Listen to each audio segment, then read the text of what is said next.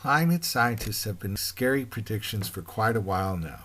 In the 70s, they were predicting freezing. In 2000, they were predicting global warming. According to Dr. David Viner, a senior research scientist at the Climatic Research Unit of the University of East Anglia, within a few years, winter snowfall will become a very rare and exciting event. Children just aren't going to know what snow is, he said. David Parker at the Hadley Center for Climate Prediction and Research in Berkshire says ultimately British children could have only virtual experience of snow. Via the internet, they might wonder at polar scenes or eventually feel virtual cold. Now it's time for Outsiders Weather and the Skeptics Ice Age Watch, where the Scottish village of Altanhara has just recorded Britain's coldest September temperature in 23 years as a bitter Arctic front begins its descent into Western Europe. One poor shivering Scotsman poured himself a stiff scotch and said, "I did ye notice how cold it was this morning at this Manut Inn? My bahookies all shugly, sat aboot, lang may ya loam rake down your dinger, I'm fair puckled in the goodney." Or words to that effect.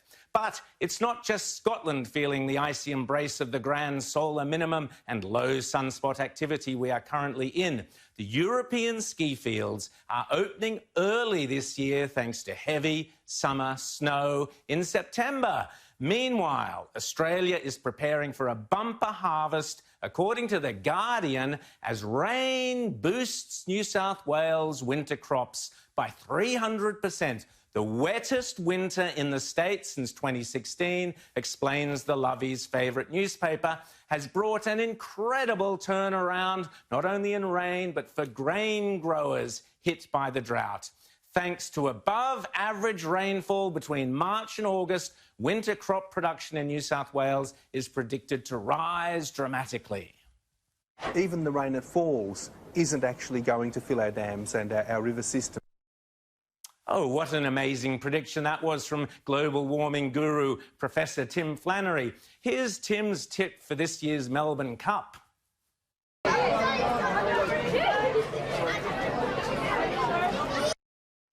And in America, hundreds of all-time low-temperature records tumbled over the past week, but not a word from the mainstream media. The city of Syracuse in New York tied an all-time record low of 1.1 degrees Celsius last Saturday morning, a feat not achieved since 1943. Buffalo also tied a low-temperature record set back in '95, and many upstaters woke to a rare September frost over the weekend, 3 weeks ahead of schedule. Washington, D.C. is suffering its coldest September temperatures in 20 years, and the Canadian province of Ottawa has also been breaking or matching records for all-time September cold. According to the National Weather Service in Duluth, a record low of -5 degrees Celsius was set at International Falls on September 17th, busting the old record set back in 1959, and a second record low temperature of -4.4 was set at Hibbing, the birthplace of Bob Dylan. No, don't worry, Rita, I won't play any Bob. Oh, yes, I will.